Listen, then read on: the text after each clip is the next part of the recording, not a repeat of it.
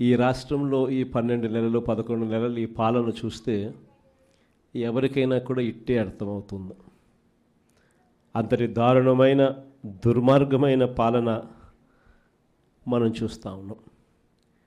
ఇలాంటి పరిస్థితుల్లో ఇలాంటి రెడ్ బుక్ పాలన జరుగుతూ ఉన్న, రాక్షసులు పరిపాలన చేస్తూ ఉన్న ఈ పాలనలో తెగువ చూపించి నిబద్ధతతో నిలబడి విలువలకు విశ్వసనీయతకు పెద్దపీట వేస్తూ రాజకీయాలంటే అయ్యా చంద్రబాబు నీ మాదిరిగా చేయడం రాజకీయాలు కాదు, ఎంపీటీసీలమైనా కౌన్సిలర్లమైనా మమ్మల్ని చూసి నేర్చుకో, ఇది రాజకీయం అంటే అని చెప్పి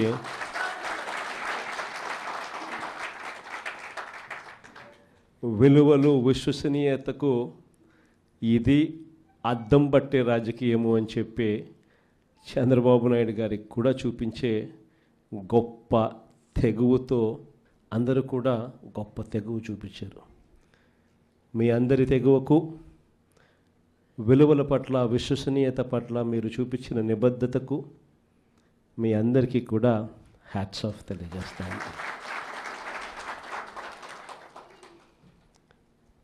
మన రాజకీయాలకు చంద్రబాబు రాజకీయాలకు మధ్య తేడా ఈ 12 నెలలు ఆయన పాలన చూస్తే చాలా తేడా కనిపిస్తుంది. అసలు రాజకీయాలు అన్నది ఒకవైపున మనల్ని చూసినప్పుడు రాజకీయాలు అటువైపున కనిపిస్తాయి. ఈ 12 నెలలు చంద్రబాబు నాయుడు రాజకీయాలు చూసినప్పుడు రాజకీయాలు ఇటువైపున కనిపిస్తాయి. ఇద్దరి మధ్య తేడా అంత ప్రస్ఫుటంగా కనిపిస్తూ ఉంది.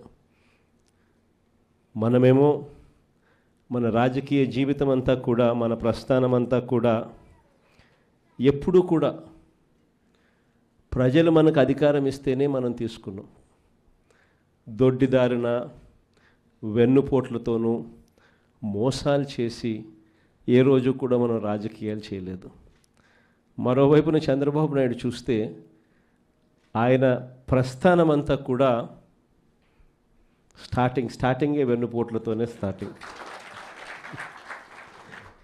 అక్కడి నుంచి మొదలు పెడితే ఆయన ప్రస్థానం సొంత కూతుర్నిచ్చిన మామను ఎన్టీ రామారావు గారిని వెన్నుపోటు పడడం దగ్గర నుంచి మొదలు పెడితే, ఆ తర్వాత అధికారం కోసం ప్రజలను ఒకసారి కాదు, 2 సార్లు కాదు, ఎప్పుడూ ఆయన జీవితం అంతా కూడా ప్రజలను కూడా వెన్నుపోట్లు పొడుస్తూనే ఆయన రాజకీయాలు సాగిస్తూ వచ్చాడు. ఆశ్చర్యం కలిగించే విధంగా ఇద్దరి మధ్య తేడా కనిపిస్తుంది. కుప్పం మున్సిపాలిటీ నిజంగా ఆశ్చర్యం కలిగించే మున్సిపాలిటీ.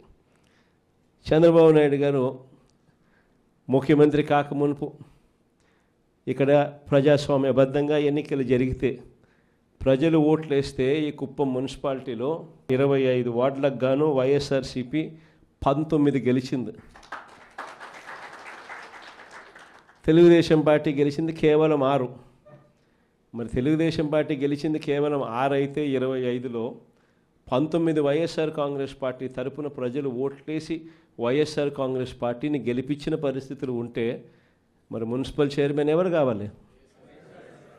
వైఎస్ఆర్ కాంగ్రెసే పార్టీ తరపు నుంచే కావాలి కదా.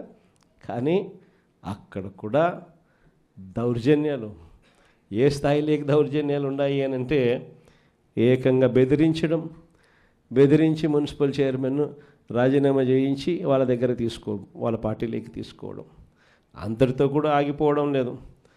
చంద్రబాబు నాయుడు స్వయంగా ఇది కుప్పము, నా మున్సిపాలిటీ, నేను ముఖ్యమంత్రి, నేను రాక్షస సామ్రాజ్యానికి రాజుని, నేను ఒక రాక్షసుడిని, నా కుప్పం నియోజకవర్గంలోనే ఎలా రాక్షస పాలన చేయాలో నేను నేర్పుతాను, రాష్ట్రం అంతా కూడా తెలుగుదేశం వాళ్ళంతా కూడా ఇలానే రాక్షస పాలన చేయండి అని చెప్పి ఇక్కడి నుంచి సంకేతం ఇస్తున్నాడు.